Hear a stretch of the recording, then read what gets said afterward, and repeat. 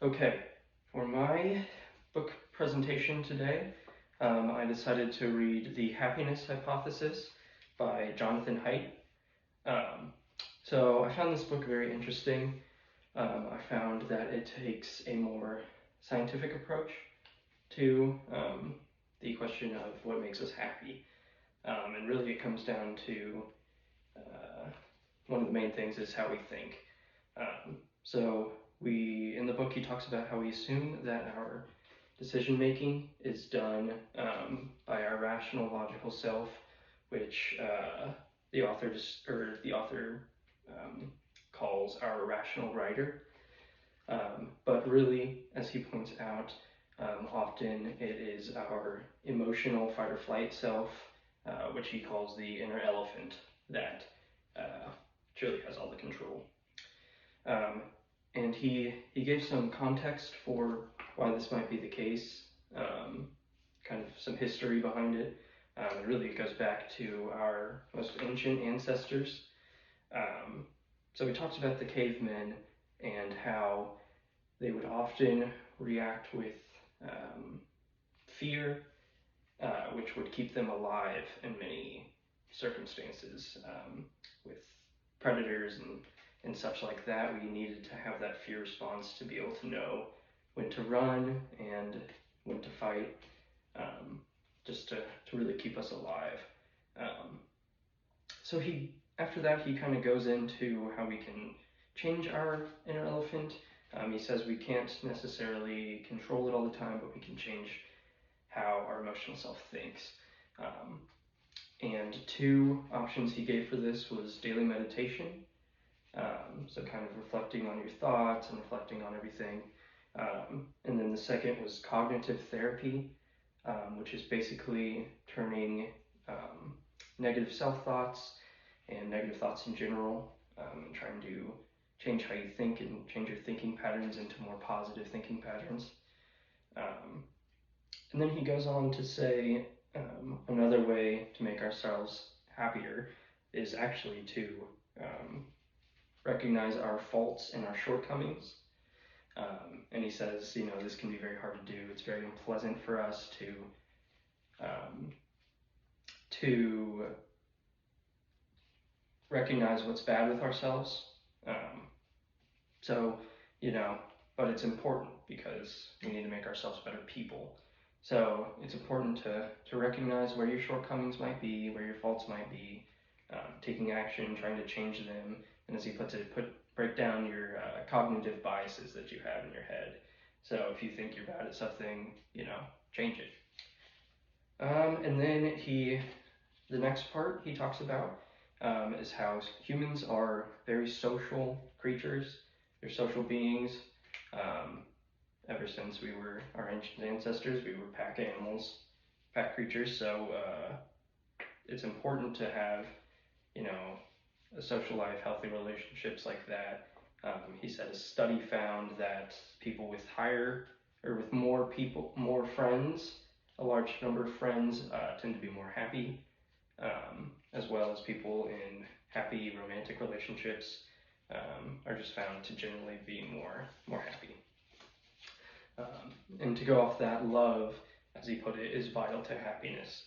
Um, and he made an interesting point that we should not only be looking for, as he put it, a passionate love, which is kind of like the honeymoon phase of any relationship. But we shouldn't only be looking out for that. We should be looking for, someone who can be a companion through life. So companion love is how he put it, and I found that very interesting, and it makes a lot of sense that you should really, in your romantic relationship, be looking for someone who you can spend all your time with. And then he goes on to say, the next part, he talks about morality, altruism, and nobleness being connected to happiness. So um, doing things for others out of the kindness of your own heart, being moral, doing the right thing, can make you happy as well. Um, and then he goes on to say, talking about a connection with spirituality or religion. can also make you happy. It just connects you to something bigger than yourself. Um, gives you more perspective on the world, and maybe in religion's case teaches you some values and some virtues that you could use in your life. And it also brings us to communities and leads us to more relationships we can build with others, which, as we heard, can lead to more happiness. Um, and then he really ends it by saying that um, life is all about finding a purpose in life. You need to build healthy relationships with people. You need to be fulfilled by your job. You need to like what you do, because if you don't, then you're never going to be happy if you don't feel fulfilled by your job.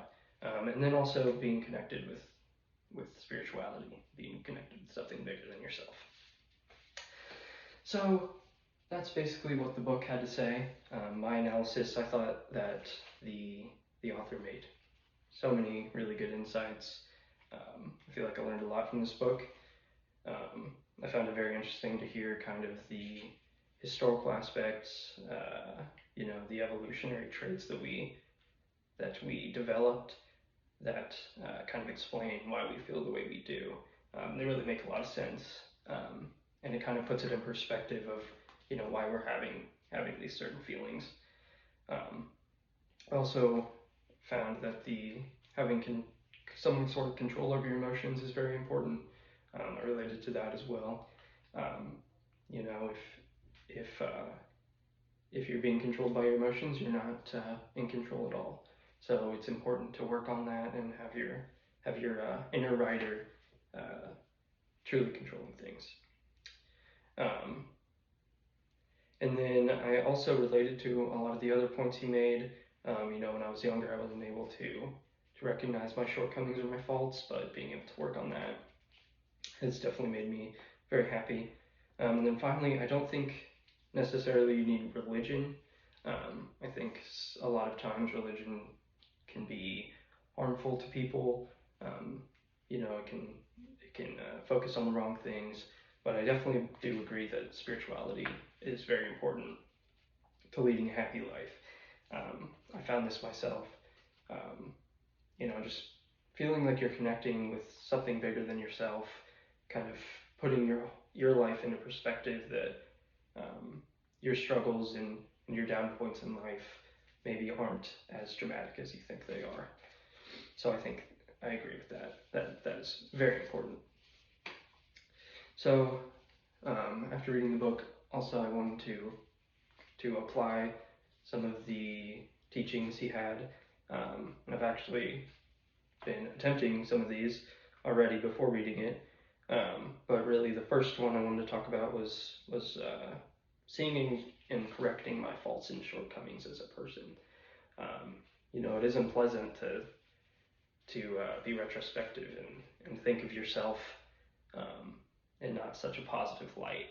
But over the past year or so, I've been doing that a lot, and I think it's so important. It really makes you realize what's important in your life and how you're acting and how you interact with others. And I think being able to correct some of those things has really improved my relationship with myself, as well as others. And I think that has been very beneficial to me. Another thing I've been focusing on is cognitive therapy, as the author talked about in the book, just changing your thought patterns to be more positive rather than negative. I've struggled with this a lot growing up. I'm, I guess, what you could call cynical, or was, about a lot of things, about myself, about the world, but being able to change your thoughts into more positive ones definitely makes going through life a lot easier and a lot less hurdles, and you're able to overcome things much quicker. And it's just a lot better to be able to have positive thoughts instead of negative ones weighing you down. Also, I have started working in an area that I actually enjoy. Through school, I started out in business, at University of Kansas, and just wasn't super happy there. I didn't love the courses I was taking, and didn't really connect with any of the people there. So I decided to switch to Baker to do sports administration, and my entire outlook has changed. Before thinking about the future, I couldn't even envision my future. I didn't know what I wanted to do. I was worried that I wouldn't be happy with what I was doing, but being able to work in sports has really been eye-opening and very fulfilling for me. I get to work at Sporting KC games, and I've loved sports since I was a kid, so this area is just um, very fulfilling to me.